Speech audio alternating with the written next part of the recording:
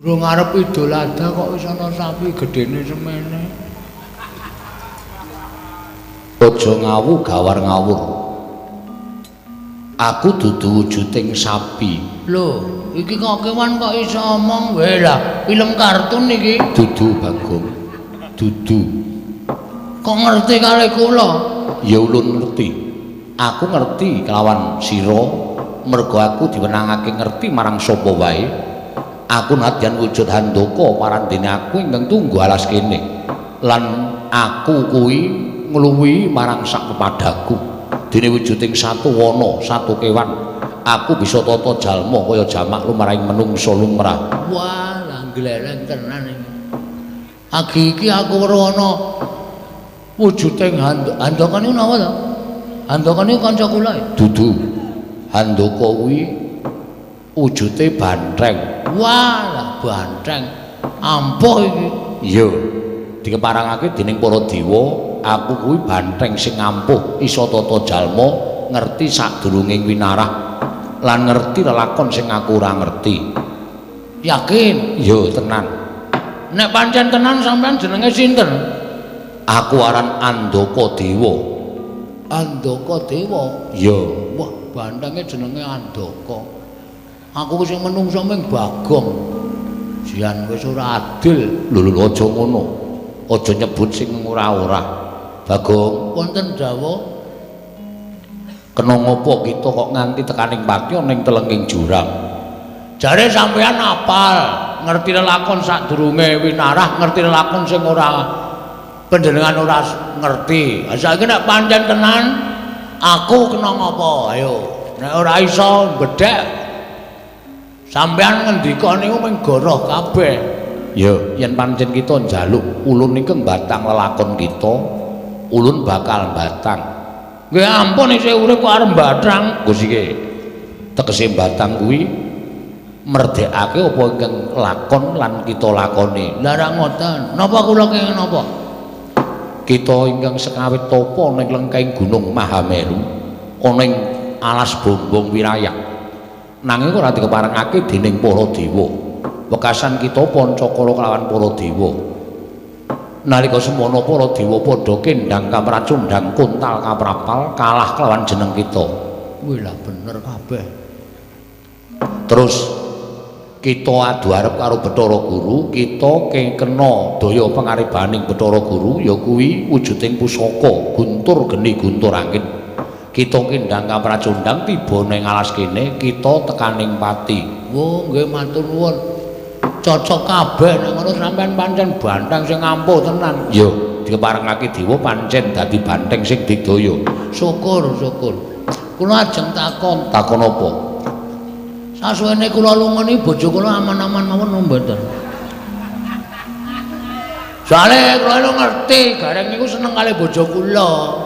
Dadi kula kuwatir kula tapa niku ya atine menak-menik tenan. Engko nek gareng terus wirawiri nggawa apa pit Jawa nika? Ora, Bagong, bojo kita kuwi setya kelawan jeneng kita. Weh, la edan. Lahir batin, Lahir batin. kok tau ngrujuk ember kula. Mergo saka nggonmu kebangetan ninggal kelawan bojo pirang-pirang dina ora bali nganti bojomu nesu. Ning yen ditonton saka katresnan, bojomu kuwi lahir batin tresna kelawan kita. Wis tau sedeng Durung. Blegek kekugek sadulita. Mel. nggonku nglakoni tapa brata. Iki gareng karo Mas Petruk. Tak goleki mubeng minger le. Persasa tepung gelang kekalangan. Aku goleki karo kowe tinemune ketemu neng papan kene kok mapan neng tengahing alas. Monggo iki rak ning lengkeng Gunung Mahameru, iki alas bombong wirayak, alas sing gawat kliwat. Wingit kepati satu mara satu mati, jalma mara keplayu. Kowe lunga saka Karang Kedempel ninggal karo tanggung jawab. Wigatine apa kok kowe mapan ning tengahing alas kene? Kakangmu aku karo kakangmu Petruk nyusul karo kowe sing wigati mung kepengin ngerti apa sebabe kok kowe mapan ning tengahing alas. Gong. Wis sawetara retu bapak kuwi lunga. Monggo Bapak Semar ninggal Karang Kadempel ora dingerteni menyang endi lenggahe bapak. Saiki bapak kuwi isih urip apa wis ora ana, kuwi anak-anak ora ngerti. Kowe aja gawe butek kahanan sing bening lho. Kok malah kowe ninggal Karang Kadempel ki niatmu piye? Sejatine apa kok mapan ana ing tengahing alas? Terus kowe nang kene kok nyebar kembang-kembang pirang-pirang neng ngarepmu dupa menyan ratus kumendeng kowe iki nglakoni tapa? Pancen niatku aku prihatin kok, Tru. Tapa brata? Kok nggawa radio? Kok kowe ngerti? Lah iki mau lagu dayohe teko iki mau. Tapa kuwi ora entuk nggawa apa-apa. Terus saiki aku tak takon, wong wedok burimu kae sapa? Tapa kok nggawa wong wedok? Arep nggawa apa? Kae abdiku kowe. Sing gawene leladi nyawiske ubok rampe garu rasa mala dupa menyan ratus sing tak kongkon. Ora jane kowe iki ndek niat apa kok lunga saka Karang Kadempel? Niatmu piye? Monggo Karang Kadempel iki lagi peteng kok malah kowe lunga saka Karang Kadempel iki sirmu piye? Monggo bapak ya lunga. Wis kowe omong karo kakangmu Gareng karo aku. Nek niat kowe arep gawe saya peteng kahanan Karang Kadempel, kowe kandha wae. Nek kowe duwe gegayuhan liyane mergo kowe lunga saka Karang Kadempel kowe omongo aku karo Gareng kuwi kakangmu mesti bakal bantu karo kowe. Kowe nang kene ngopo lan karepmu piye aku tak takon karo kowe. Tru.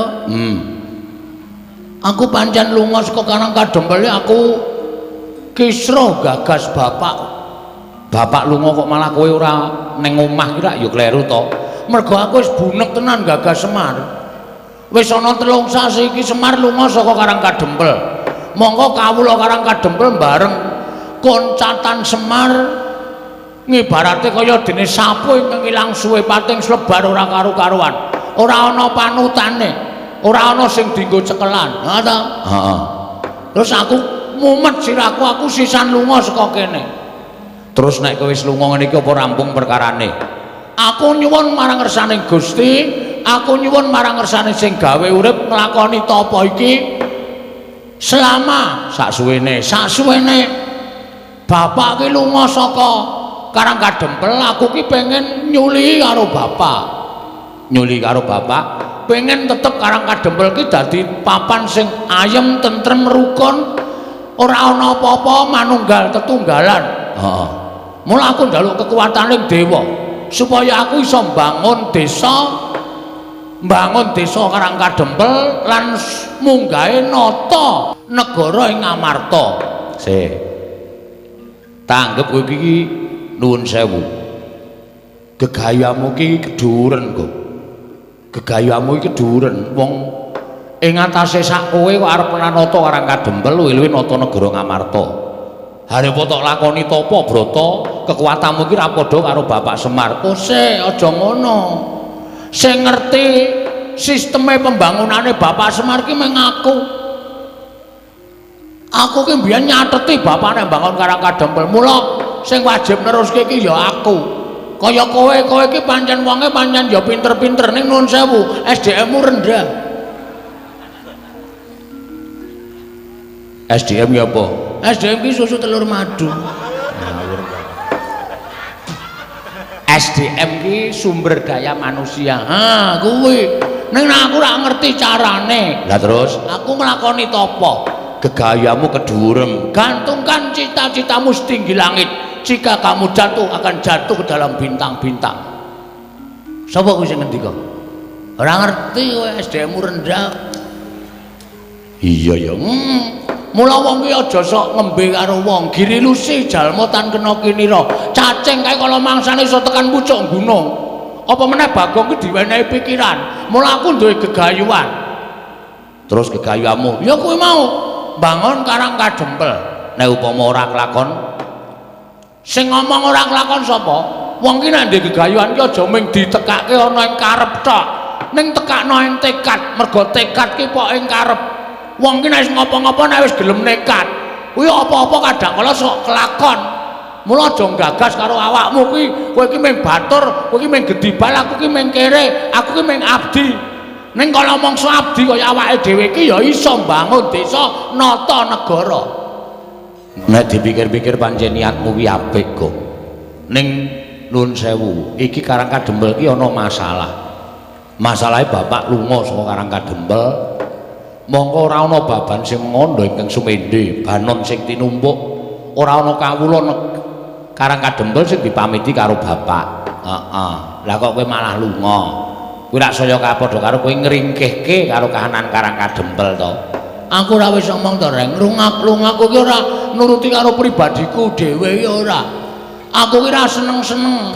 Aku ki ora ropian-ropian.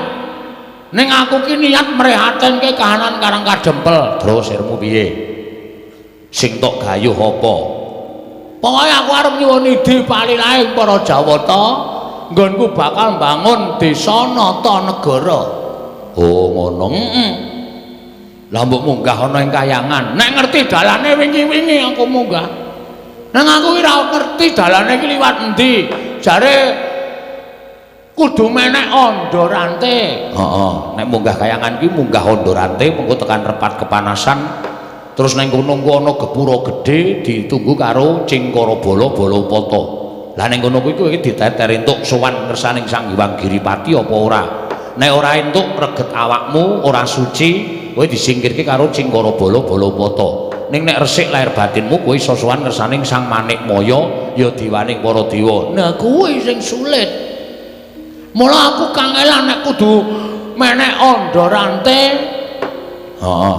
Nang Repat Kepanasan terus ketemu karo Cingciripit, Cingkara Bala-Balapata. Cingkara Bala-Balapata kuwi nek aku ora resik, ora suci, diuncalake tiba meneh ning jagat.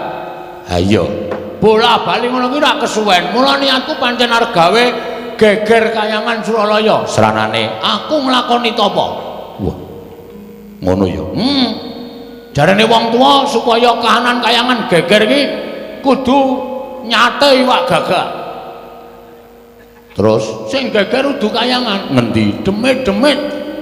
Bubar ora karo-karuan, Tru. Wong kowe iki ora ngerti carane tapa, dadak nglakoni tapa. Ngene wae Le.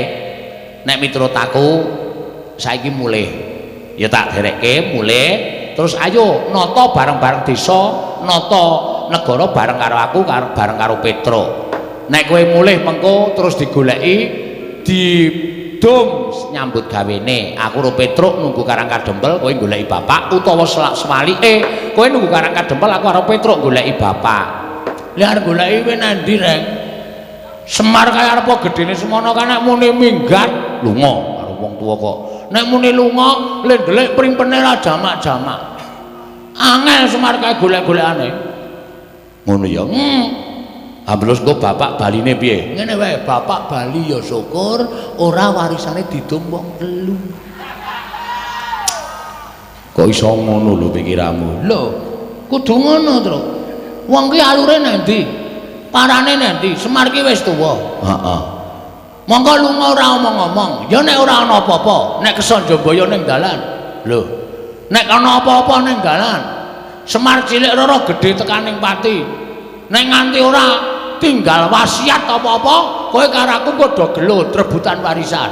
Mula sing adil wae, aku gelem mulih ning ya ngono kuwi, Gah. Kuwi jenengane ngame-ame patine wong tuwa. Ngono kuwi dosa. Ora apik, tapamu ora ketrima. Nek ora gelem ya wis, kowe mulih ngono, ora usah melu-melu karo aku. Lah terus kowe iki arep ngopo? Wis ta.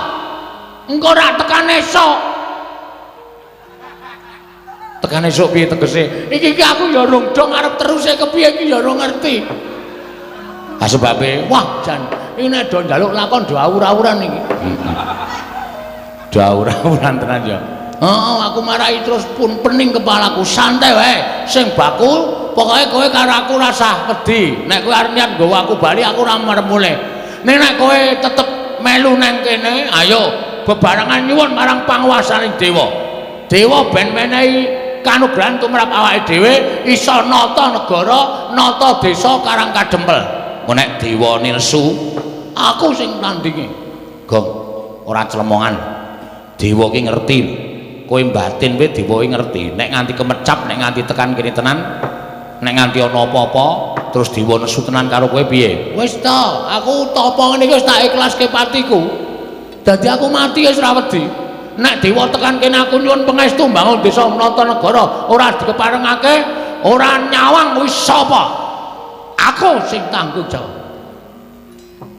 piye rek Hasmi manut mulih apa nang kene nek mulih mesake Bagong nek nang kene awake dhewe kesempyoke ngaradan wong Bagong iki nek wis nekat ngono kuwi wis Bagong iki nek wis muni ndek karep wis ora bakal nyawang sapa wae waton karepe iki bener mesti sapa-sapa diwaneni terus lah iya aku ya kuwatir nek neng apa-apa piye Gong Ngene wae kowe rasa do melu-melu to. Kowe iki tengok nang mburiku kene, engko nek nang dewa teko tekan kene, aku sing tanggung jawab. Kowe rasa jumangkake suku, ngrem-rembyahake asta. Cukup aku dhewe sing temandang karya. Mati urip tak sandangi. Ngene iki nggonku arep mbelani kawula sakarang kadempel supaya urip becik, rukun, ayem lan aku iso mbangun desa nata negara rek. ayo Ayo gak disuluki. oh iya Terus iki kok malah salah alamat. salah alamat piye Sirku sing tak kon rawuh ki dewa kok iki malah tuyul.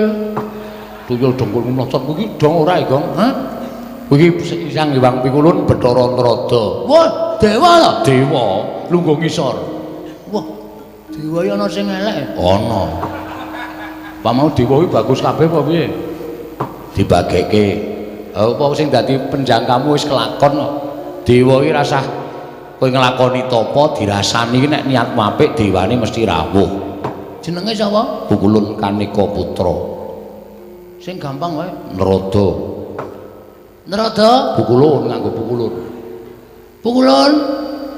Sarawuh paduka pukulun wonten ing wana. Bombong wirayang mriki. Pukulun Bathara Antarada, kula ngaturaken sembah pangabekti kula kunjung ya pukulun. Sang Warudayang wak wong Oh, malah ngendang terus. ora sebutane ngono kuwi jan musuh Bagong iki nek ora tatak atine mesti rontok mau-mau Pak Pong iki sebutane dewa sebutane Pukulun Bathara Antarada Wah, aku ngerti tak tundang. iya Bagong slamet tekaku ning Sambikala kita ngaturke bekti ulun tapa pangestu ulun tampanana Kula pun ulun ya, Pak. ulun iki wah iki angel rek iki nek ndelake iki ngunek SDM rendah iki dhek sing SDM rendah dhewe ulun ki aku Oh, kowe ulun, ha Petro? lho aku ya ulun Wah, kowe rombongan ulun. Berarti kowe karo iki padha sak geng. ora ulun ki aku kowe ki kita Oh, kita iki ora akeh. ora Mung siji to. ming siji Nggih nggih, Pukulun. Kula tampi akarya bombong raos sing manah ulun. Andadosaken suka marwata suta raos sing manah ulun. Dipun sekecaken lenggah kita. Kusik sing nganggo basa kita karo ulun ki ming jeneng ulun Lah nggih, kula nggih ngertos. iya ning kita ora sah nganggo Wah, wis ditukokke kok ora dienggo. aja ngono Bagong aja gawe bingung ulun ya Bagong ya wis ngono kuwi wae ya Ah, nek ngono malah jelas. Pukulun ngaturaken bekti kula kunjuk iya nala gareng ulun tampa Pukulun ngaturaken bekti kula kunjuk Ya, Petruk ulun tampa pangestu ulun tampanana ya Petruk kula pun dinggo jimat paripin gayaning kasantosan wonten menapa kita rawuh wonten ing ngarsa ulun Pukulun? ben mengke wae ngono Aku cah cerdas e. iya Bener to? bener wis Pukulun ngaturi prasaja kalian panjenengan ulun. Endra piye iki Iya lali Bathara Indra. Bagong piye Kula ngaturaken bekti kula kunjuk Bathara Indra. iya ulun tampa pangestu ulun tampanana Oh nggih, wah mesake sampean sakniki dhewe. lho dhewe piye Saplose dono kali kasino mati niku. Indra pun mboten main film. sabar lho Ndra sabar Bagong iki pancen bocahe kaya ngene iki nek ora tatak tanggo-tanggon atimu mungsuh Bagong iki ketekuk-tekuk kowe engko Iya. Iya Bagong aku ijen. Oh nggih, nggih. Damel grup meleh. Ora. Wis ora Bagong. Wah nggih sampun. Kita atur bekti ulun tampa pangestu ulun tampanono. Kula pundi enggo jimat paripe dayanana ing kasantosan. Wonten wigaton menapa pukulun Bathara Antarada panjenengan kita pukulun rawuh wonten ing wana merpeki anggen kula nglakoni tapa brata semedi malah dining. Ha iki ngene Bagong. Nggih pripun? Prapta ulun kuwi ora saka pikajengan utawa saka karsa ulun pribadi kuwi ora. Nanging ulun kuwi diutus dening Sang Hyang Jagat Giri Pratingkah supaya merpeki kelawan jeneng kita. Sinten niku Sang Hyang Jagat Giri Pratingkah? Bathara Guru. Hah? Bathara Guru. Jare guru kok Giri Pratingkah? Jenenge akeh, blok goblok. Jenenge pirang-pirang Sang Hyang Jagat Giri Pratingkah, ya Sang Catur Boja, ya Manik Maya, ya Jati Murti, ya Purwakanda lan sak piturute kuwi jenenge akeh. Sapa kuwi? Bathara Guru kuwi. Berarti nek ditulis nang ngarep omah dawa banget ya, Tru. Ora usah ditulis. Kae lho ana tulisan lurah titik-titik ngono kae nek Bathara Guru kan dawa banget. Wis to, ge dibageke tak keplak mutar. Kuwi iki dewa tok sepelekke. Dewa cilike ming semono. Lah jaseng berata. Dadi prapta ulun iki diutus Sang Hyang Bathara Guru. Oh, berarti sampean asisten guru. Ya wis sakarep kita nggih kita omong. Ngene ya Bagong, Pripun? ulun jarwani ya. Saploke kita nglakoni tapa ana ing telenging wana iki, ngerti ya yen to kayangan kuwi ora tentrem. Lho. Sebabe Kaperbawan kelawan jeneng kita nggone nglakoni tapa brata ning telenging wana warsa. Wekasan kayangan dadake gara-gara. Gara-gara iku manduk ning kayangan wekasan dadake para dewa, para dewi padha nungsang kuyang budal bingung. Laku jantrane merga ora kuat nampa hawa panas sing timbul saka nggon kita laku tapa brata. Mula tumuli Sang Hyang Jagat Giri Pratingkah utusan karo panjenengan ulun tedhak ana ing Madyapata merpeki kelawan jeneng kita kula Bagong. Ing atase jejering kita ki mung Panakawan, ming batur, ming kawula cilik nanging bareng Sekung Subrata nglakoni tapa brata. Wah, lah kok gedhe dayane. wah nggih. Nggih pukulun. Lajeng keparengipun pukulun Bathara Guru utusan kalih pukulun Bathara Antarada rawuh wonten ing wana keparengipun Bathara Guru kados pundi? Iki ngene, kita didhawuhi supaya leren nggone tapa. Aja nglakoni tapa ana ing lengkeng gunung Mahameru iki lan ana ing tengahing wana Bombong Wirayang. Dawing wang pukulun Bathara Guru, kita kinen bali marang Karang Kadempel. Kita kinen bali marang Karang Kadempel. Kula Iya, saniki dina iki uga kita kudu bali nang Karang Kadempel. Merga nganti kita terusake nggon kita tapa, wah kayangan ki morak-marik merga saka daya kita nggon kita tapa. kula ya gumun lho mengatasi kula niki mung kawula nglakoni tapa brata mongko lek kula tapa ya ora pati serius. Kula niku tapa ya sok mangan kacang, ya sok mangan kuaci, nek kira-kira ngelih ya golek bedolan tela. Lah kok iso dadi geger kayangane niku nek mboten kebangetan dewane ora mboten mungkin kok. Lho kok kebangetan dewane piye? Lah nggih no, ming sak kula tapa kok kayangan dadi geger. Lah kita ki jane tapa ki sedya kita apa to? Apa gunane dewa kok ora ngerti atine menungsa? Gong. Sabar kowe iki ngapa to? Menengo. Iki nek cah cilik ora getak-getak tuman wae yaene kok klithian. Sesuk sekolah kok laene malah dadi wayang barang. Wah, jane iku ki nek ora jembar atine wis kapake bocah iki. Rabekno. Lho. Malah kon rabekke ora. Ha, kita apa ki jajane sedya kita apa ulun tak takon. Lah kula niku dewa mboten ngertos. Ulun ngerti, ning ulun kepengin nyuwun prisa lan jeneng kita.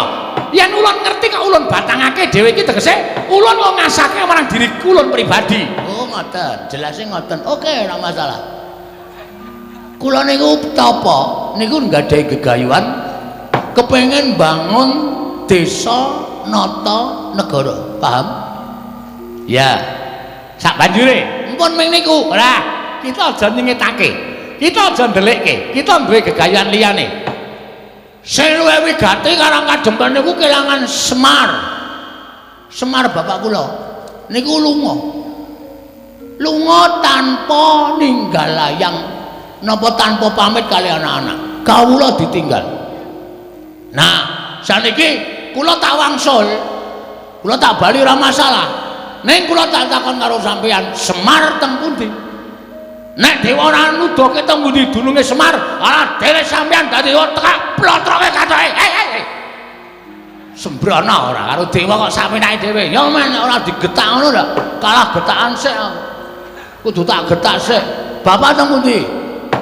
Lah nek kita takon Semar menyang endi kuwi ulun ora ngerti. Nah, gunane apa dadi dewa? Kenapa dadak aku bali bareng? Ora ana gunane wis sampeyan dadi dewa ngakon Bagong bali saka wana bombong wilayah. Nek sampeyan tak takoni Semar ning endi kok sampeyan ora ngerti. Lah ulun ki ora ngerti tenan. Ha gunane apa dadi dewa? Wah, waduh, modar iki. Indra piye? Indra aja ditakoni lagar syuting, ya Indra. Iya. Enten Bagong ki nek karo wong sapa rumangsaku nduk Bagong karo sapa ora kuwalat. Bagong waton ledan ngono ki dadi apa-apa ki tawar. Apa kok mung dewa jaratane tak uyuhe ora apa-apa kok. Mung dewa. Santen aku. Pon mang takon. Kok mang takon, mang wangsuli. Bapak nendi? Wah, trondolo tenan iki. Lah iki ana dewa kok kerepotan. Ora repot ning takon sak nyatane. Nek sampean iso ngandake Bapak, Bagong, Bapak nang kene. Sampean mang terus nyerlok kula. Lho. Dewa kok Sherlock modern kok dewa ora ndek HP nggo ngopo? Oh iya. Kula paranane bapak ana bapak ayo kondur. Ayo nata desa mbangun negara. Karo aku Pak ning aja lunga, bapak kagol perkara apa? Mengko nek bapak gelem kondur kula ya tak bali. Nek kula bali bapak ora ana ning teng atine sedih. Ngopo, Gong? Mangan kewane. Ora apa-apa dilek wae. Ora apa-apa dilek. Antes jan lho aku bareng kok dinesoni ora. Ngoten, kula tak wangsul, tak bareng karo bapak. Nek dewa ora nduduhke bapak, mbok sampeyan gruduk wana bombong wilayah. Sak dewane kon teko kabeh ning kene.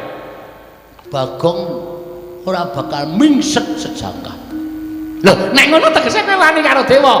Lho, wis bengok-bengok ket mau kok dikira ora wani iki piye to iki? Iki genah wis wani kaya ngene iki. Wah.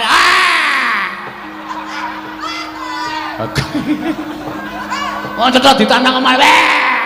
Papak pong ngono kowe. Papu bong. Awakku mun kaya dadi ora kuwalat ngono lho. Nanti loko tenan nek carane kaya ngene iki, ha? Jan. Ha iki terus aku lan goleki bapakmu nendi? Ha bapak diatur kondur sik teng Karang Kadempel. Nek bapak mboten kondur teng Karang Kadempel, yakin kula ora bakal bali. Lah nek kita ora gelem bali, ula ning ngruda paripeksa. Weh, kena pasal kowe. Loh. Pemerkosaan itu dilarang oleh negara. Ngruda paripeksa kuwi padha karo pemerkosaan. Bagong rasa tok perkosa. Aku pasrah. Ah. Padha wae ora kok malah aku pasrah ora. Ngono. Ngruda paripeksa karo Bagong nuwun sewu. Rawe rantas malang tak putung. Mangane Bagong kelangan bapak, Bagong ora iso sida mbangun desa nata negara, gunane apa kula urip teng Malang Padang nek ora migunani tumraping wong liya. Ora ana gunane. Ambak ulung kula modar cemplungke kawah Candra Dimuka, kaluan rek ngrasake mbangane urip. Ora ana gunane uripe Bagong dienggo wong liya. Ora ana gunane Bagong urip ning Alam Padang pukulun Bathara. Sapa kuwi? Ah, lali kok. Aku krungu keploki dadi lali. Keplok kok dadi lalu. Sapa, Tru? Kaneka Putra. Kaneka Mawarna-warna. Kaneka Putra. Kaneka Putra. Ya Bathara Antarada. Jenengmu pira? Lho, oke. Sapa wae? Lho iki kepiye to wis geger kaya kene kok dadak takon jeneng. Aku iki gak ngomong. Nek wis bengok-bengok kaya ngene kok ora ana tindakan bablas. Niatmu piye? Nek arep gawe Bagong bali ora gelem ya sampean gak nesu. Ngono lho. Wah, tutuk sepatu sisan kowe. Nyilih sepatune tak ngruthuk kowe. Lho. Nyilih sepatu kok ngruthuk sing duwe karepe piye? Endra, wonten dawuh iki Bagong piye kaya ngene iki, Endra?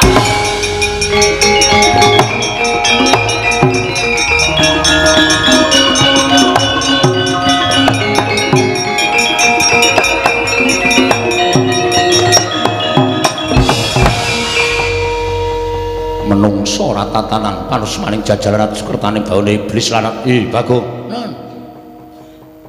Kowe ngerti Iwang Pikulunrada kuwi sapa? Maksude Iwang Pikulunrada kuwi sembaning para dewa. Kami tuaning dewa. oh Mudin. Kudu. Kami tuaning dewa kuwi dewa sing sepuh dhewe. Selagine para dewa wae wedi karo Iwang Pikulun Bathara Narada kok kowe nyamah marang asmaning Iwang Pikulun Kanika Putra. Apa tegese kowe bakal ngembari marang panguwasaning para Jawata? Mboten ajeng nyamah. Ning nuwun sewu, kabeh niku kudu ming sak traju. Nek akon wong mule kula dikon bali niku gampang. Kula bakale bali, ning kula ya iso ngaturke syarat. Kula ya dikeparengake ngaturke syarat. Syarate waton dewa iso nemokke Bapak Semar, kula tak mule. Yakin kula ora arep wani karo dewa. Nek Bapak Semar ora ketemu, anggen nyuwun ngapunten kula ya ora gelem bali. Yen ora gelem bali kowe wani karo dewa. Nuwun sewu apa dewa ki ora entuk diwaneni ya. Apa dewa ki ora entuk diwaneni? Dewa ya menungso lho, Mas.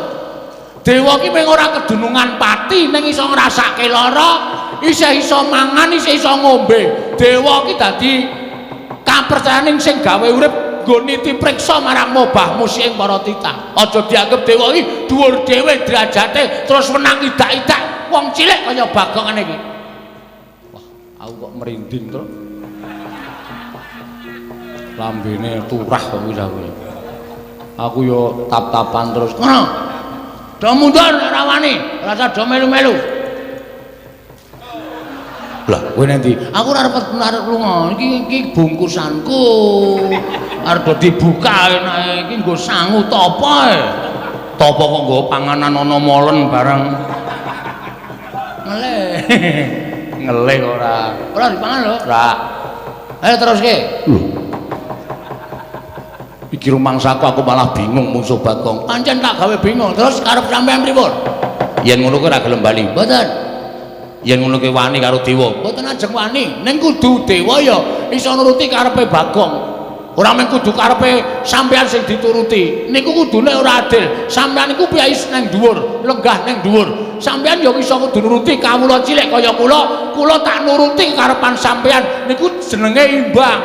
Ora sampean tok sing dituruti, ning sampean ra nuruti karepe kawula cilik. Niku mboten apik. Niku ora iso manunggal. Ah, pinter tenan kowe. Ayo apa kowe? Plembungke sisan kowe. Dewa arep diplembungke ora kecekel dope. Goleki aja. Ngerti aku dope padake. Angger cah semono ki dope mesti cilik. Wes ngonten niku adile. Saiki ngene, kowe gelem bali apa ora? Mboten. Kula gelem bali nek Semar ya bareng bali nek Karangkadempel. Nek ora gelem bali aku ingkang rada paripeksa karo kowe. Nek kula dirada paripeksa carane cacing niku kepidak menungso ngulet ora ngrasake lara. Ning butuh males karo sing midak. Monggo cacing niku ora ndek perasaan. Nek sampeyan ajeng mula sara karo Bagong, kula menungso. Kula niku titah dimenehi perasaan. Nek nganti kula ngrasake lara, nek kula males karo sampeyan, sampeyan aja lara ati. Metu njaba. Piye? Metu njaba. Piye kuwi? Dewa kok ora tanggung jawab. Mulane aman-aman bae wong totoke njaba. Kaya ngono kok dewa lho, agi aku ora metu njaba. Kowe dewa metu njaba. Sendra metu iki rasa dadak kok kian gunung tanpa guna. Ora minggat larak. Dia mau medal kula nututi karo sampean, Pak.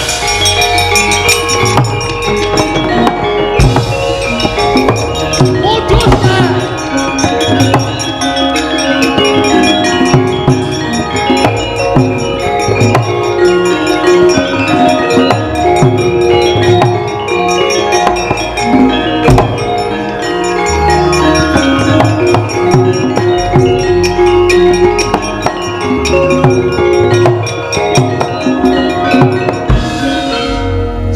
Kocrok.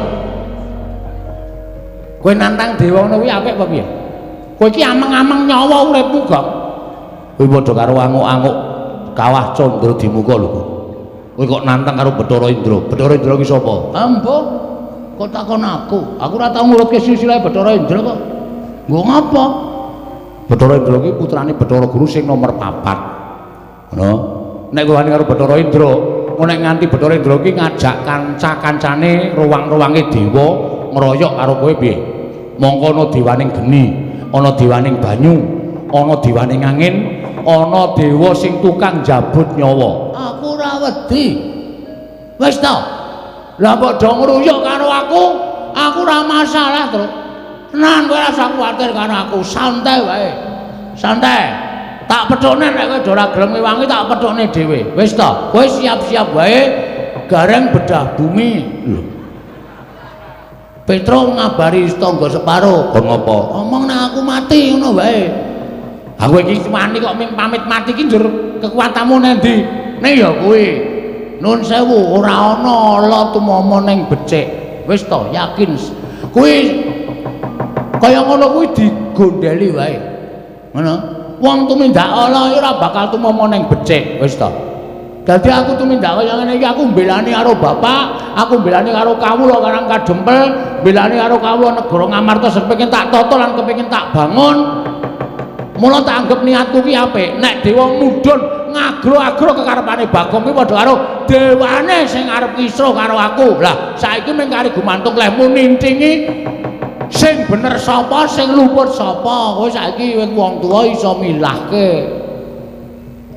Nek sing tok arani bener aku ora usah kuwatir, bener ki ora bakal kalah. Ya sak karepmu ning aku ora ngewangi. Aku ora butuh tok ewangi kok. Kowe iki ora ndek kekuatan. Wis tanganmu ceko, sikilmu becik, matamu kira, Matamu kuwi.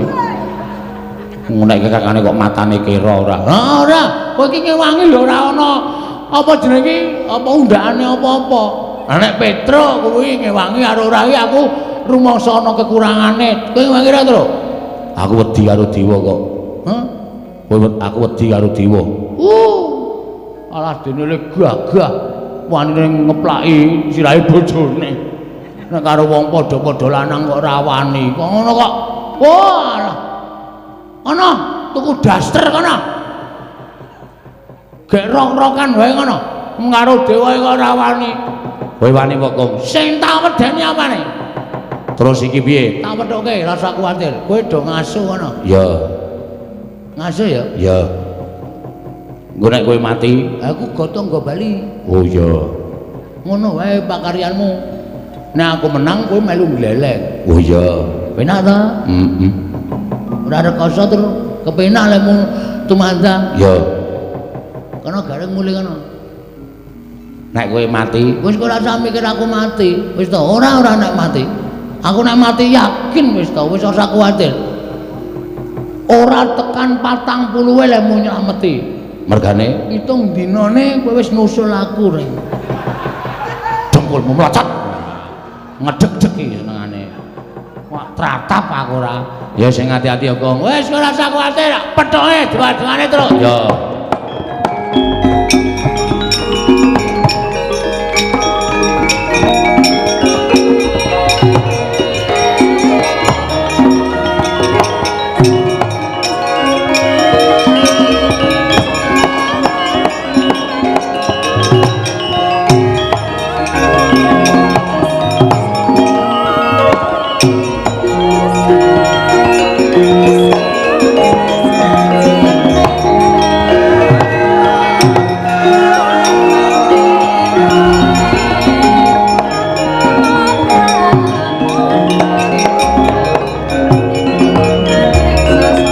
Kajarian putra lamun kawekasan yeka wis anggeni maya Wisnu Pradenta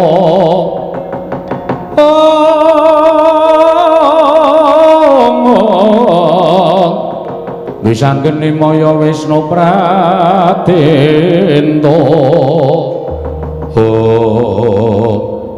ngati-ati lho Gong, aku kok ketir-ketir atiku. Niatku ora mbelani karo kowe ning aku mungkur karo Petruk mau kok rasaku kok ora mentolo. Mula rasa wedi le. Nek pancen kowe engko wani karo dewa, nek pancen kowe engko kena apa-apa tak bilani. Kowe lara aku lara, kowe mati aku mati. Kowe lara aku lara, kowe mati aku mati, Gong wis rasa kuwatir. Iki tenanan momeng kandhek ana ing lambe.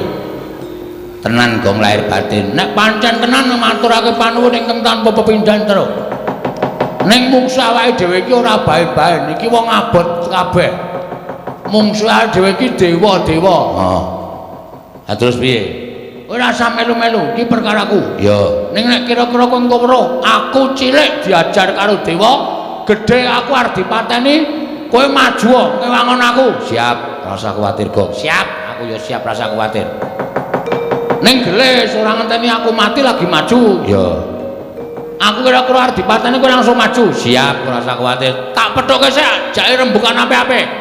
Nek ora iso jare bukan apik-apik, tak ajare para dewa. Nek aku kalah kowe ngewangi. Ora usah kuwatir, Gong. Aduh, tak ceraki cerak tak doi. Piye maksude iku? Maksude piye kuwi? Aku adoh tak ceraki. Nek cerak tak doi. Terus lare mbelani kapan? Hah? Nek mbelani ra sanggo kata-kata sing bingungke. Kuwi kata-kata sing ora ketemu ngakal kaya ngono kuwi. Cerak tak doi, adoh tak ceraki. Kalimat kaya ngono kuwi dihilangkan. Bagong tak ewangi ngono wae. Ora do paham artine kaya ngono. Oh iya, iya. Sadar ora? Iya, iya. Gareng nggawa gaman kowe awakmu cilik. Tangane cekor sikile becik. Nek kira-kira aku kena apa-apa, maju. Wis ora usah kuwatir. Kowe karo aku iki pinter aku nek gelut timbangane kowe.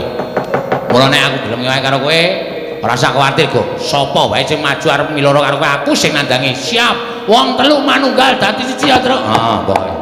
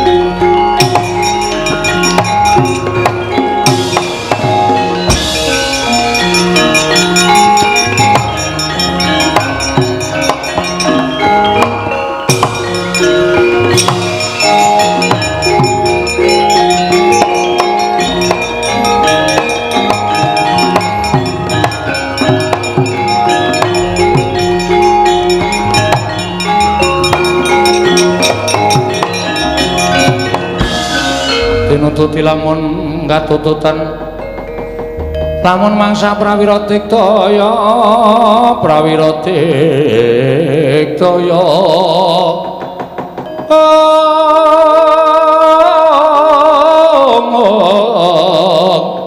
ora nggono magawe gelari rawang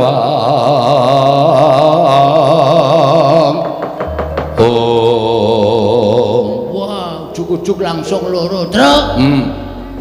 Mungsuhe loro ya, Truk rene, Truk. Ya. Ora usah kuwatir, pokoke nek kono telu, adiya telu, kono loro adiya loro. Ah, ngono. Kowe sing mburi ya.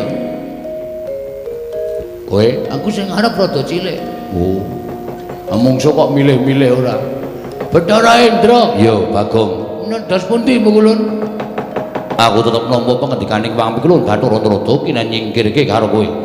Kowe kudu bali saka lengkeng Gunung Mahameru ana ing saka ngaras Bombong Wirayang lan aja mbacutake nggon mung nglakoni topo. Yo Bagong kowe bali yo.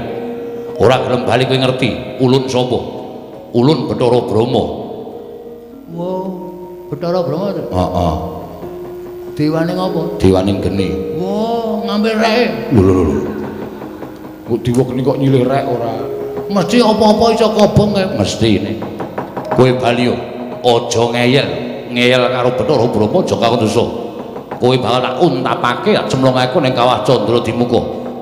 Sesuk mboten ajeng purun wangsul, saniki mboten ajeng purun wangsul.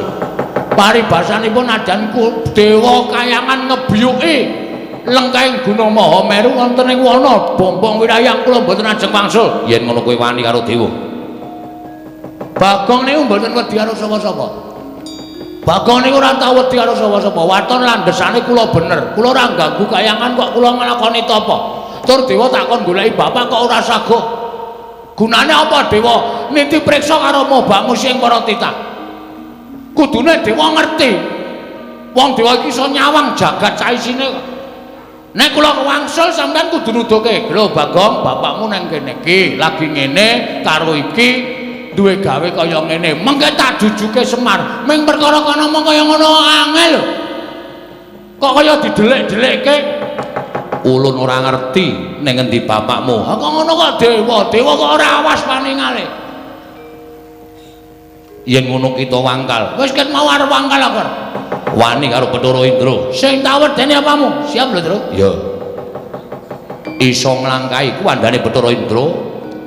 Kowe kelakon topo ning wana Bombong Wirayang. Iso nglangkahi bathange Petruk. Lho. Kok aku sing dijokke piye? Ya bathangku barang urung rampung kok. Oh iya.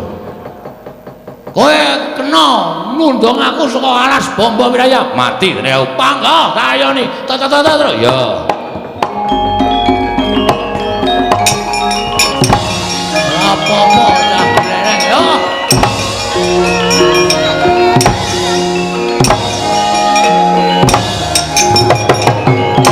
Wes. Ayo.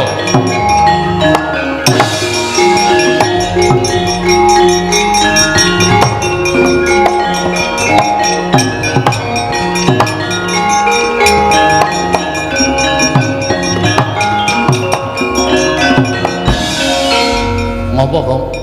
Kok kaya wong girap-girap? Ah, semak dewa iki ampuh tenane. Ampuh piye? Ngantem aku dies mumet aku. Jambak rambutku diantem ra iku diel. Kontal aku ora masalah. Bathuk menyonyo ngono. Ah iya ditonyo Bathara Indra. Kedua aku ya dicandak sirahe jebleske lemah diek tak ampet ra apa-apa. Sing ketiga aku wis kulino diantem Bathara Indra. Heeh. Diantem nggon bathuk tuwok ngono aku mecicil. Ora apa-apa. Candak siraku jebleske diantem meneh aku ora apa-apa. Ana kesempatan to. Tak candak tangane set tak durke sit. Lek kok ngantem wis kaya tenagaku atoke kabeh. Bathara Indra gletak jengkulmu atas. Lah piye? Ora kena. Lho. Ora kena. Kayane kena, ning ora kena. Kuwi jenenge aji lembu sekilan. Ketoke kena ning kurang sekilan. Dewa iki do goblok. Lho. Aku duwe aji lembu sekilan kowe tak buang kok, Tru. Mergane, wah, kowe nek duwe mesti geton kowe. Kayane kena ning kurang sekilan. Geton aku. Tak buang kok ya isih do dienggo. Lho, gunane ngono kuwi saiki delok. Kowe ngantem ora kena to.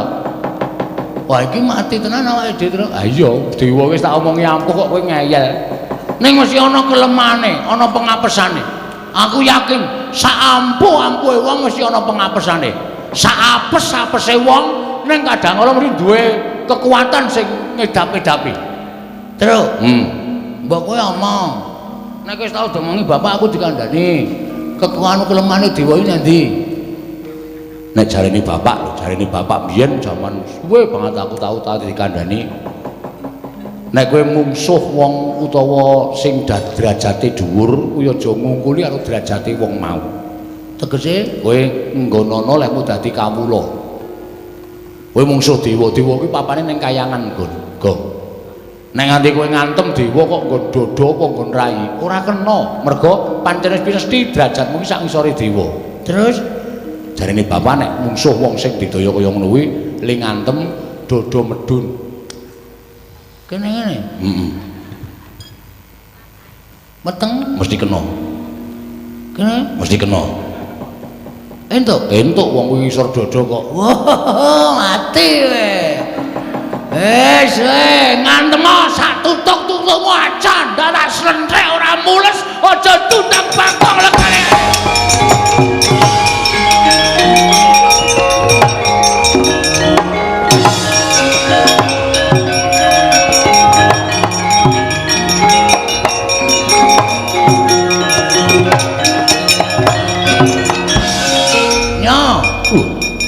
sirah dilungake. Ayo ngantem sak tutukmu. Ayo wis. Persiapan mlebu ICU engko. Lho kok malah sumbar wae yo ngantem. Mati dari aku. Nyoti bakno Pecah sirahmu. Ayo guys aja omong wae.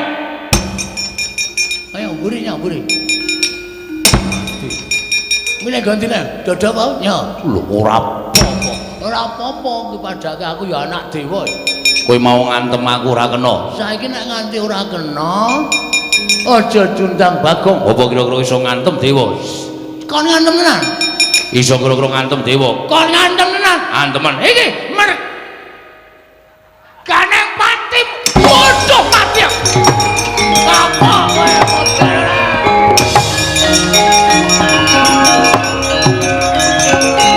Mati ya.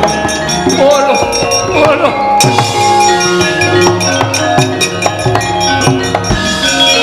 Piye, Sukses.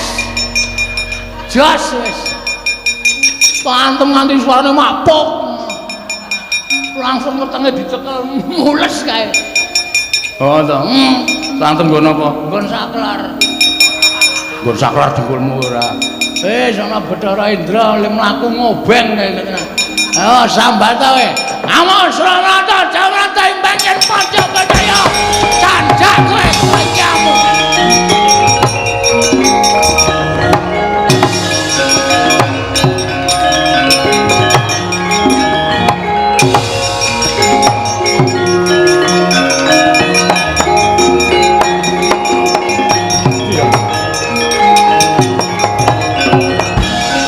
Kakang Bathara Indra mundur berangkang. Waduh, mati aku Bagong kok ngerti keringkiane dewa.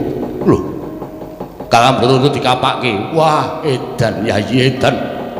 Nginceng sak penake dhewe. Le ngantem dipol-polke wong nang weteng semengkring rasane. Aduh. Waduh. Wis kono maju aku tak ora maju. Boleh mlaku kena apa? Wah, loro banget. Kena kain kuwi loro banget. Bagong kuku karepe dhewe. Wani karo Bathara Brama tiban daya kemandenku kobong awakmu mbuh dadine para kawan.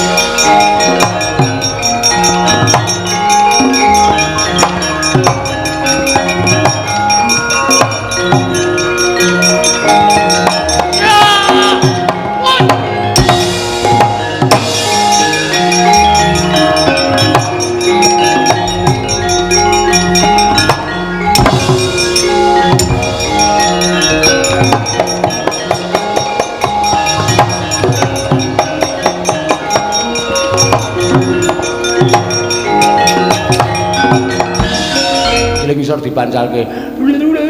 Modar, Truk. Selamat modar. Ya kene, tak gendong kene. Nah. Ah, mantap.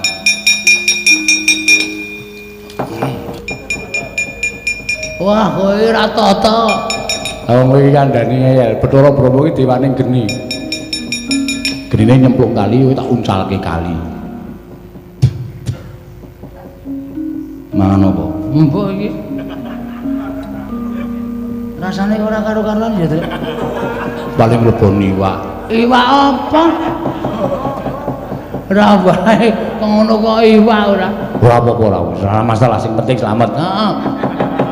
Wis pokoke diampet kok. Wis ben aku apa-apa doyan kok. Ayo. Canggleleng kok. Bathara Brama rene kae. Ya, aja ngubal-ubal genimu kowe mah. Lho. Mau sapa? Brama. Ayo, ijen padha ijen tangan kosong karo aku.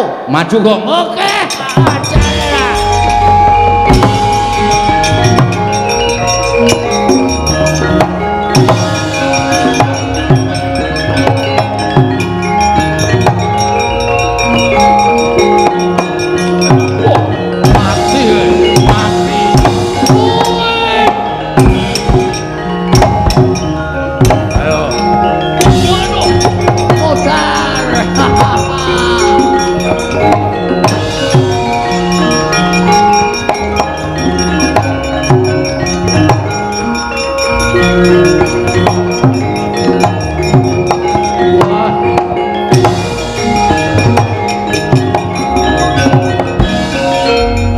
Bathara Brahma mundur.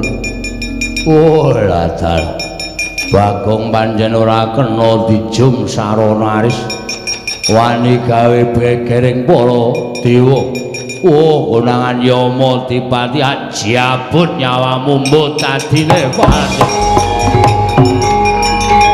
Oh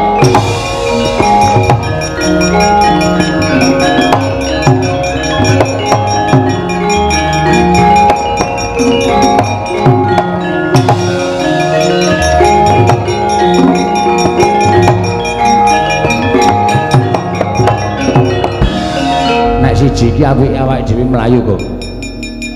Ki dewa tukang jabut nyawa. Sapa jenenge? Yama Dipati. Ayo sing jabuti nyawa-nyawa kuwi. Kowe maju jabut nyawamu modar. Ki nek siji iki awake kudu mlayu, nek ora mlayu mati tenan. Minggir, Gong. Kowe ngono dikandani ora to? Nek kowe maju kowe engko dijabut nyawane kowe mati aku kelangan. Aku malah kelangan kowe, Gong. Mundur. Gong, kowe mati tenan. Kowe mati tenan nek musuh Yama Dipati. Betul. Mundur. Bisa mundur ora? Presne lengmu rusak ora bisa mundur.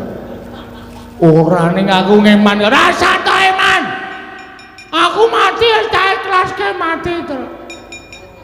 Aku ora apa-apa tekan mati. Kok nangis? Wedi. Agene wedi kok. Ngono aku kaya kendel-kendel ora. Mundur aku ora apa-apa wis tak ikhlaske. Nggo mbelani karo desaku, nggo mbelani karo kuthaku. Aku ikhlas mati ora apa-apa. Aku ora mendha tak tenjang tenan ra mikir kowe kok. Karepmu wong.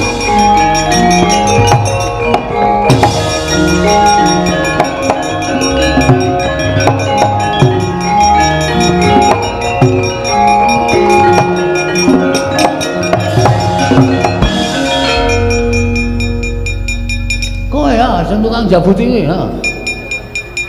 Jabut nyawa. Ora mbok nyawa mbok apa sing penting kowe tukang jabut to? Iya. Ayo arep ngapa kowe? Kowe gelem bali apa? Ora. Ora gelem bali jabut nyawamu. Piye? Jabut nyawamu nyawa. Nya jabutan. Kowe iso jabut aku, bumi langit tangkep mati dari aku wis candak sirahmu, sendal nyawamu. Wis. Woi. Hop. Wah, angel banget ta iki. Ayo, iki nyawa peret ki kaya ngene iki. Ora bakal iso tak jabut. Wah.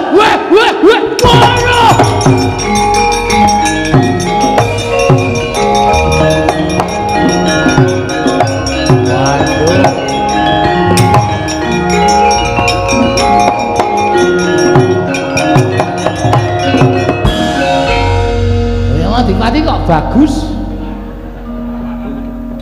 Bonek mungsuh pono kawan niku kewirangan. Ajeng kula jabut nyawane, ajeng kula candhak sirahe angel raja mak lunyune.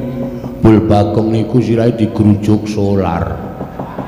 Anggere keneng lunyu, keneng mlucut, keneng mrucut. Lah cah edan lah kok tadi jenggotmu ilang. Disaut jenggote dijabut sak kayange. Waduh, priye jamak. Lha niku nek ngethok mboko sithik krak-krik niku sak gegem mabrol ngoten. Aduh. Panas jamak. Ana janggut kok panis. Piye iki kok Bathara teko dengkulmu kuwi. Piye, ha? Arep gleleng ya kowe? Aku padake wedi karo kowe. Ki Bagong kondhang bengi iki. Ngosase dewa ayo. Kowe arep ngapa kowe? Arep mbelani kowe? Bathara Trada ora mundur saka negara. Kok negara ngaras? Pompong wilayah. Tak katutke dosane. Iya wis aku tak mundur. Iya. Ora murah sudet wetengmu metu cetule. Wes.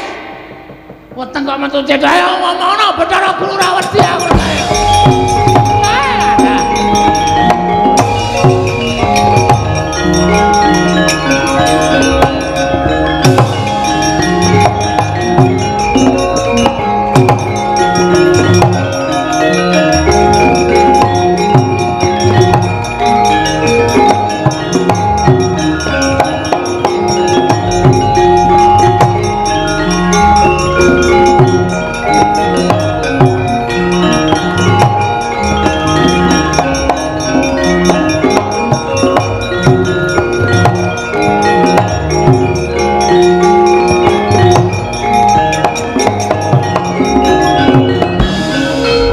Kakang Rada kuwi sedaya para putra-putra Jawata nungsang puyang gudel bingung sami kendang kapracondhang menika kados pundi dalah Bagong berguguk nutawaton boten purun wangsul dhateng arah kadempel piyambakipun pilih tapa wonten telengking wana bamba wirayang wonten lengking Mahameru ingkang dipun suwun Bagong purun wangsul niki kedasaren timbulipun Kakang Semar Badrana ya monggo Kakang Semar boten dipun mangertos wonten pundi papan dunungipun ngantos dados darah-daraning para dewa kaliyan pun Bagong ning eling-eling gandeng Bagong menika pancen wong dugal warisan dewa bubar mawon mboten kanten-kantenan kula semangkaken dhateng Paduka Bathara Guru Bagong kita kena ulun nilikake apa ora kawan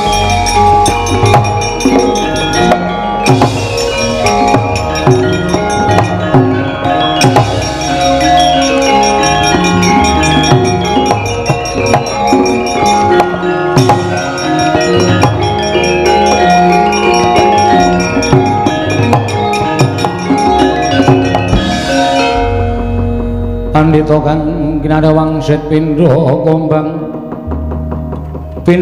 ngajaping tawang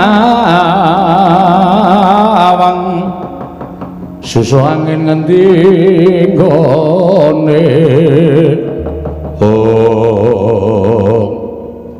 Truk sapa iki Truk Bathara Guru Bathara Guru koyane wis menyang lho muridé durung teka kok wis teka Bathara Guru dewaning para dewa ya kluthuk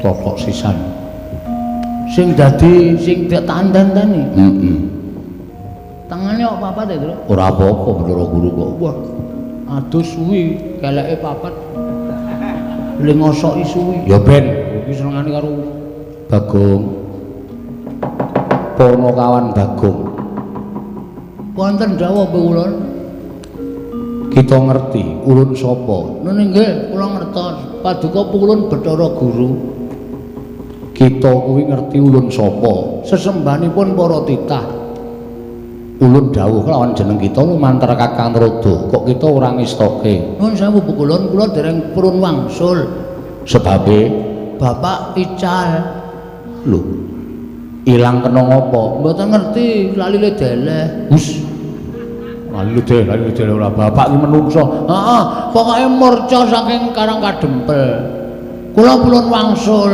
mergo kula ya digegawan kepengin bangun desa bangun kutha iya ning kudu bareng karo Bapak Semar nek Bapak Semar mboten kondur kula ya ora arep mulih kita ngerti kita laku topo ning wana bombong wirayang kuwi gawe geger kayiwangan mula tumuli ulun urusan kelawan para dewa ngundurake kelawan jeneng kita kula mboten purun wangsul kita wani karo ulun mboten lah kok kita moh bali tesih kerasan teng mriki kita bali yo mboten Pukulun yen kita ora gelem bali tegese kita wani karo panjenengan ulun nyuwun pangapunten nek panjenengan pun dikaya ngoten monggo mawon ning kula mboten ajeng wani kaliyan dewa ngene wae Bagong pripun yen kita kuat nadhahi daya kekuatan ulun kita bakal ndak keparangake topo ning bombong wirayang nah yen kita ora kuat nadhahi daya kekuatan ulun kita bakal kendang kapracondhang mbuh nyang endi tibane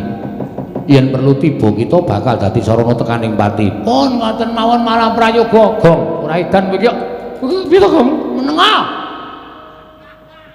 minggat bae kono senengane ngegol-goli wong ora kowe nek kena daya kekuatan ing Bathara Guru kontal kowe tiba sirahmu ketatap padas pecah modar kowe Truk nek bapak ora mulih aku mati ra apa-apa Truk wis kono kowe mulih kono ngurusi anak-anakmu kono aku tak mati ra apa-apa ning nek kowe mati tenan aku kelangan wis to santai rasa kuwatir engko bapak kon gojek karo simbok men simbok meteng meneh engko terus anak-anak aku kaya aku ngene iki ngono kuwi rasa kuwatir to moh aku moh Gong wis kowe nek ora gelem minggir malah tak nesoni lho kono mulih kono Gong wis ke santai wae arep tak rasake kaya ngapa to kekuatane Bathara Guru iki ku jane ra ndek kekuatan nek ndek kekuatan mesti dadi Bathara dosen us iki kan ben guru terus gajine ra mundak-mundak ketiban guntur geni guntur angin embuh tibamu Punakawan Bagong pun mang tibake nek pancen ajeng nibake guntur geni guntur angin pun monggo kula ikhlas mati ora apa-apa Bu kula kene margane klati kita Punakawan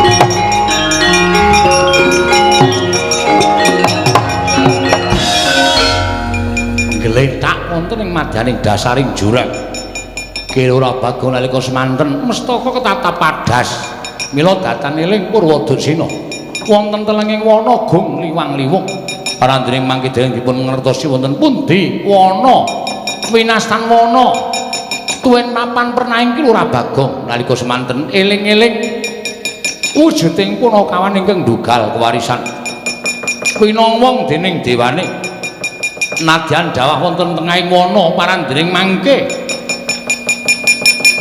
wonten wujuding sato wana ingkang wujud banteng ingkang nyaketi Kilurah Bagong nalika semanten sarwi angen bus-bus dhateng kuwandanipun Kilurah Bagong graita bilih Kilurah Bagong sampun sirna sigra ndekem punang batheng wonten ngajenganipun Kilurah Bagong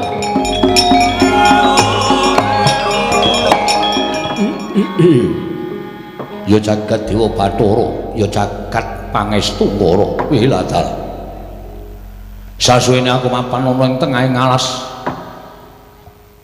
pinarengake dening para Jawata tunggu ana ing alas kene suwene ora tau weruh ana jalma menungsa ingkang mlebu jroning alas lha kok iki ana kuwanda ingkang gumlethak mapan ana ing tengahing alas mongko ndawes padake tatu ingkang aran Kranjang merga kena watu ingkang mapan ana ing telenging jurang mbok menawa menungsa iki ingkang kaningaya sarta menungsa iki ingkang nampa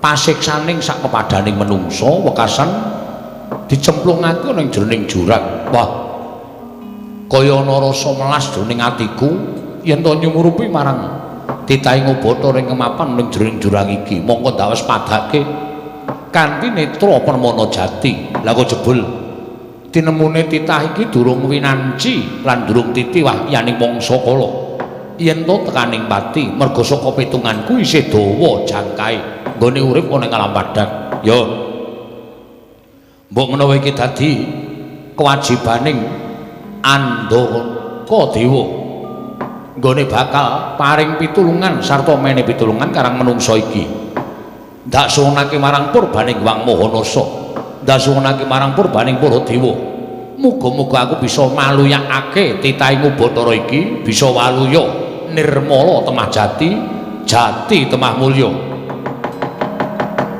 miat langening kalangguan aklar pandan moncar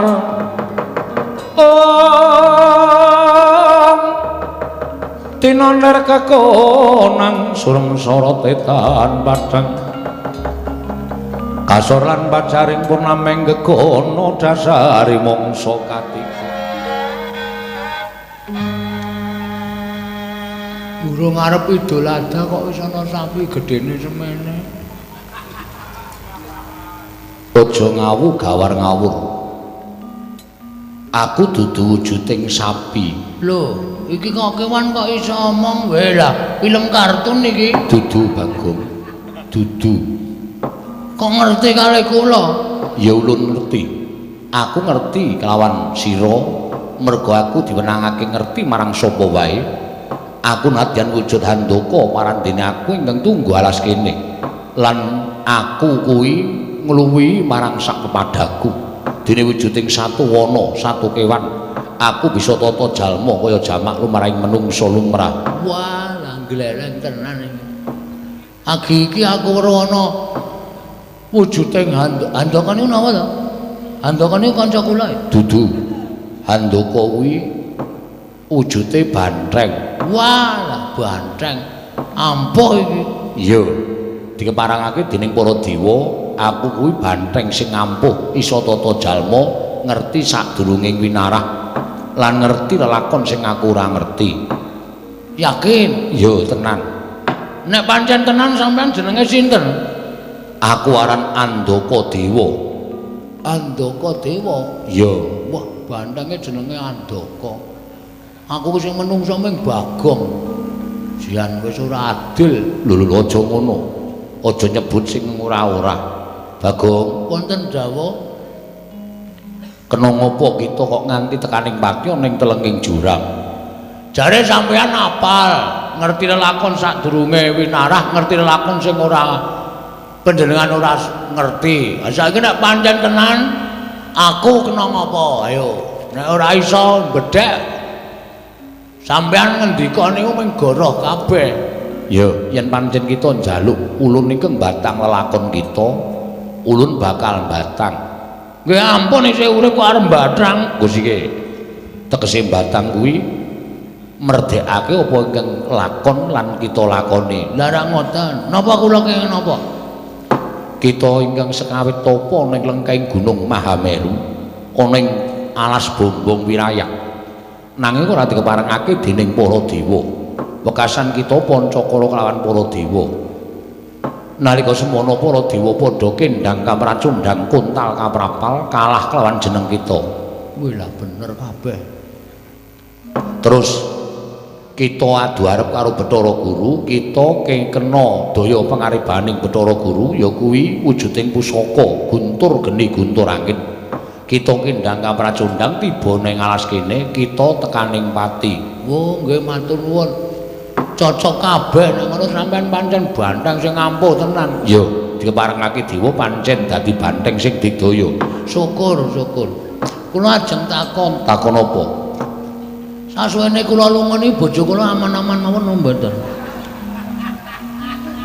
Soale kula ngerti gareng niku seneng kali bojo kula. Dadi kula kuwatir kula tapa niku ya atine menak-menik tenan. Engko nek gareng terus wirawiri nggawa apa pit Jawa nika? Ora, Bagong, bojo kita kuwi setya kelawan jeneng kita. Weh, la edan. Lahir batin. Lahir batin. Kok tau ngrujuk ember kula? Mergo saka nggonmu kebangetan ninggal kelawan bojo pirang-pirang dina ora bali nganti bojomu nesu. Ning yen ditonton saka katresnan, bojomu kuwi lahir batin tresna lawan kita. Wis tau sedeng? Durung. Wis tau selingkuh? Durung. Sing wis tau selingkuh bojone Gareng. Mula kok bojone Gareng anggere sore le macak lambene nganti kaya wong mamah godhong jati. Abinge ra jamak-jamak. Karo sapa? Karo Semar. Weh. Tak sudet tenan wetenge Semar nek pancen Udu.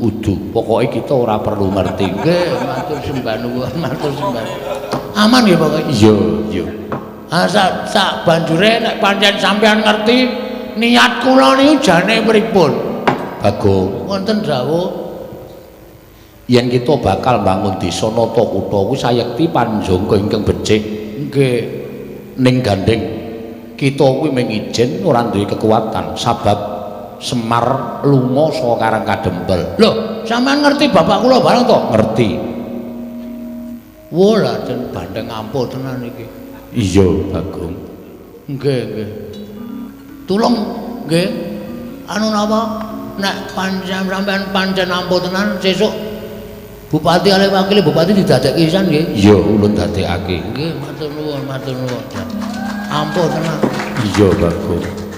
Lah terus bapak lunga. Ya, bapakmu lunga. Lungane teng pundi? Aku ora wani nuduhake mergo iki isih sinengker dening panguwasaning dewa. Oh.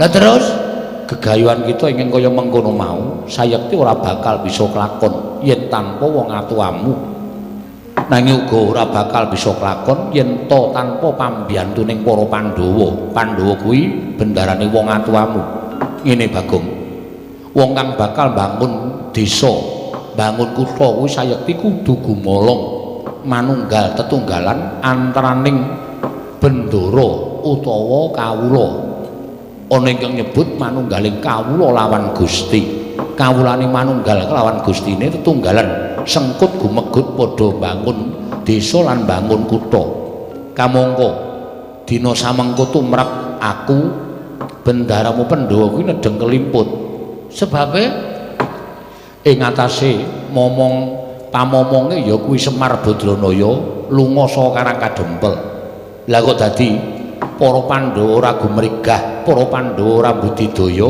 para Pandhawa ora sumedya ngupaya menyang dununging Semar Badranaya. Malah enak-enak kapienak lenggana ning negara.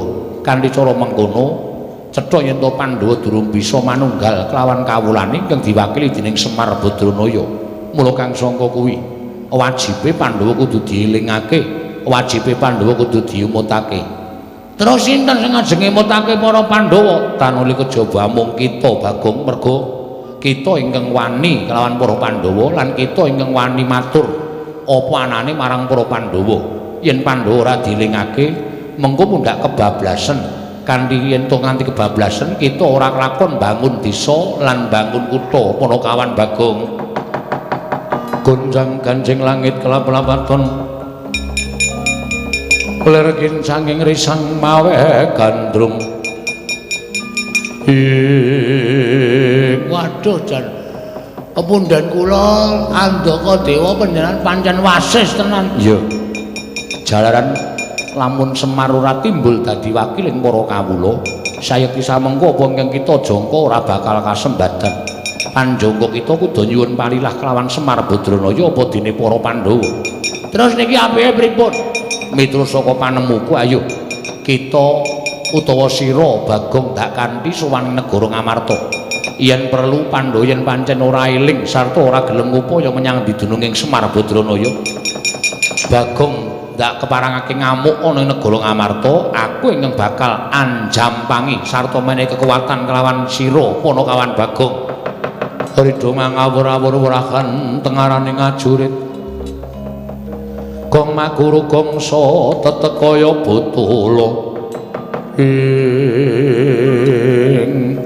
ning nek kula kaya ngeten iki napa mboten dianggep mengke kula ajeng mengkudeta para Pandhawa ora kita aja wujud Bagong terus kula wujud napa manut karo panjenengan ulun kita bakal ulun saline wujud napa mantenga ciptamu Bagong ndak suwun marang panguwasaning dat kamuring dat muga-muga sira isa aja wujud kaya dene wujuding Bagong. Oh nggih, ngestakaken dawuh Sang Andaka Dewa.